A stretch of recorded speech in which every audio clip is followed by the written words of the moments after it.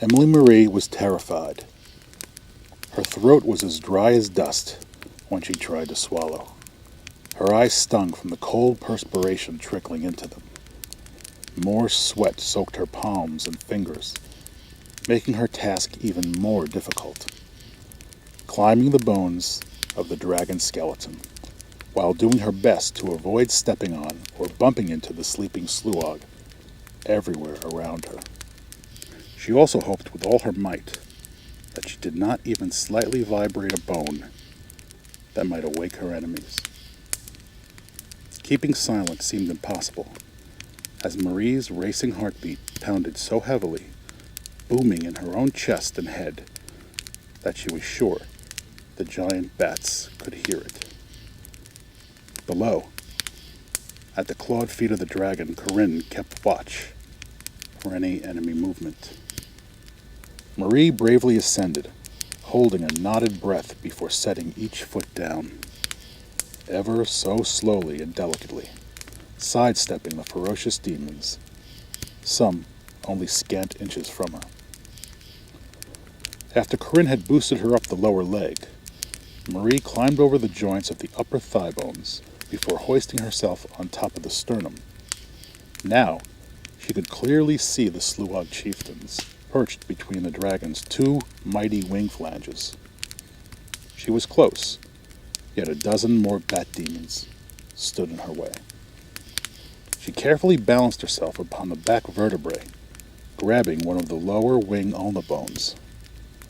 The diseased breathing sounds of the Sluag filled her ears, competing with the rhythmic pounding of her own blood. She reached out again, stepping right over the head of a Sluag sentinel, then pivoted just in time to miss kicking another in the back.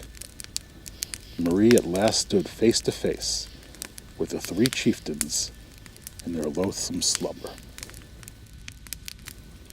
She didn't dare breathe now, staring at her mother's charm around the middle chieftain's crooked throat.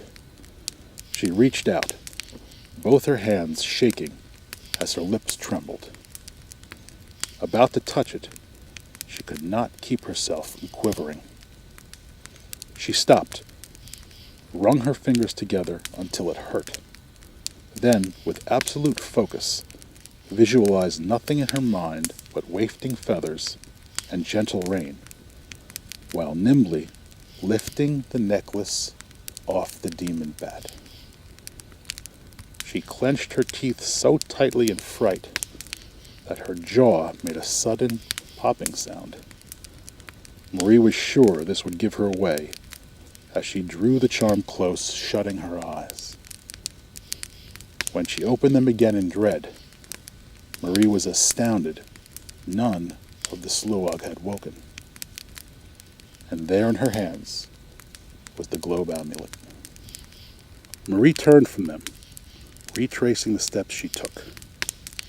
But her incredible good luck had run out. Lowering herself down from the back, Marie's left foot glanced over a vertebrae to one side.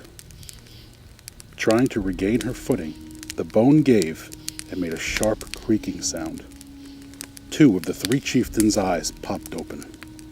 The middle one, seeing Marie, erupted into a scream of wrath as it flew at her, slamming its vile body between her shoulders, knocking Marie off balance. She fell from the height she was at, landing hard on her side, yet still clutching her charm. As Marie painfully rolled over, there was the Sluag chieftain towering over her, its swollen single eye and salivating fangs revealing how it was about to deal with her.